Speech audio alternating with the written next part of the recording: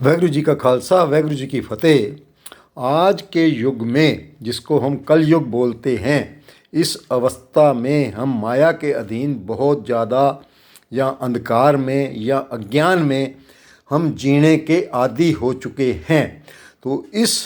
अवस्था पे रहकर इस युग में हम अपना कल्याण कैसे कर लें और हमारे को जो दिनचर्या में मुश्किलें आती हैं उनको हम कैसे उनसे बचाव करें, उनका समाधान कैसे निकालें। तो इसलिए ये एक बहुत बड़ी प्रॉब्लम है, क्योंकि बीमारियां भी आज इतनी ज़्यादा बढ़ चुकी हैं कि उनका इलाज करने के बाद भी पूरी तरह इलाज नहीं होता। बीमारियां अंदर से बढ़ती जाती हैं। एक बीमारी को ठीक करने के लिए जब कोई दवाई दी जाती है तो उसके साथ दवाइयों की साइड इफ़ेक्ट होने के कारण कुछ और बीमारियां भी बढ़ जाती हैं।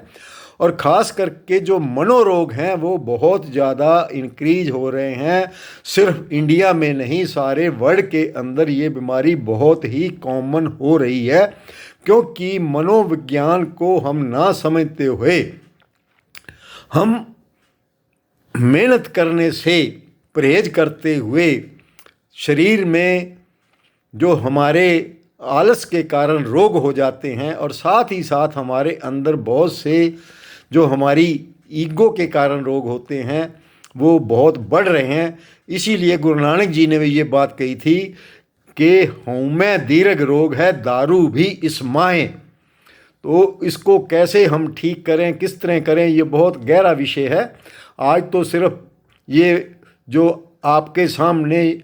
वीडियो डाला जा रहा है ये पहला वीडियो है, इसीलिए इस बात को गहराई में जानने के लिए हम ऐसा ऐसा बहुत सी बातें आप तक पहुँचाने में कामयाब हो जाएंगे। क्योंकि जब तक हमारे पर गुरु की कृपा नहीं होती,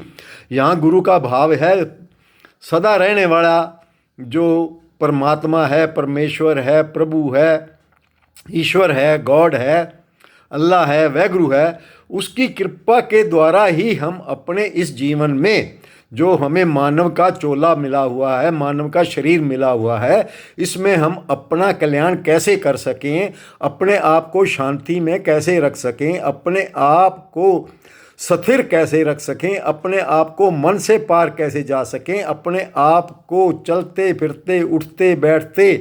खाते पीते सोते जागते काम करते करते कैसे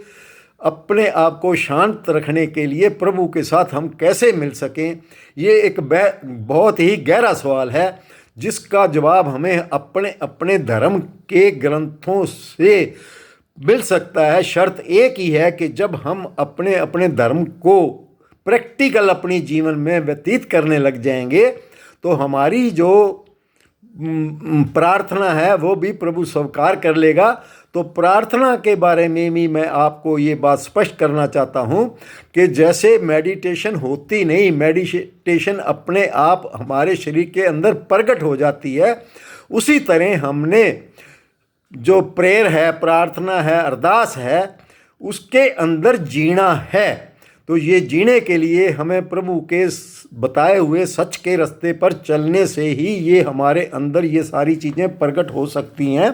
और इस तरह की हमारे अंदर प्रभु के साथ जुड़कर एक होने की जो कला है वो भी प्रकट हो सकती है। तो इसलिए हमें उस सुप्रीम पावर से, जो प्रभु रूपी शक्ति है, जो निराकार शक्ति है,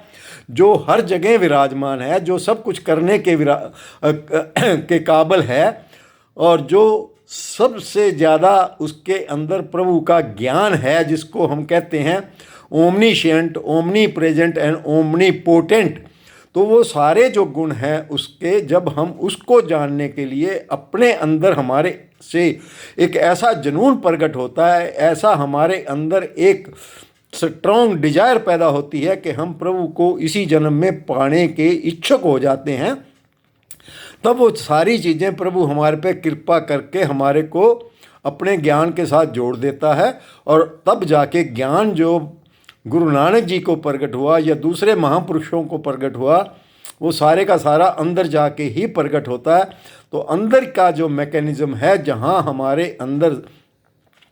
मन के भी बहुत गहराई में जहाँ हमारे अंदर आत्मा का निवास है, जहाँ हमारे अंदर प्रभु का निवास है, जहाँ सुप्रीम पावर प्रभु की शक्ति निवास करती है, उसको जानने के लिए ही ये मानव का हमें जन्म मिला है। तो इस मानव के जन्म को अपने इस जीवन में पूरी तरह इसका फ़ायदा उठाते हुए, इसका लहा लेते हुए, इसके अनुसार चलते हुए हम इसको व्यर्थ ना गवाकर और गहराई से हम अपने आप को जब जान लें, तो यही है हमारे लिए सबसे बड़ा उद्देश्य, ताकि हम इसी जीवन में गोविंद के दर्शन कर लें, गोविंद को मिल लें, गोविंद के साथ मिलकर एक हो जाएं। और इसी बात को जब हम अपने आप को जान लेते हैं और अपने आप को जान के उसके अंदर स्थिर हो जाते हैं, तो इसी को स्वस्थ बोलते हैं, इसी को हेल्दी बोलते हैं। तो जब हम उस प्रकार का स्वस्थ अपने अंदर प्राप्त कर लेते हैं, अपने अंदर प्रभु को जान लेते हैं, उसके साथ एक हो जाते हैं, उसके साथ लिप्त हो जाते हैं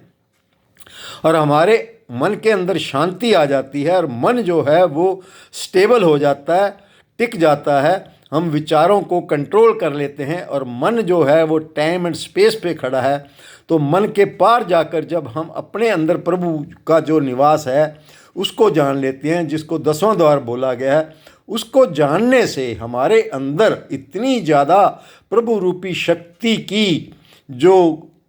कॉन्फिडेंस है,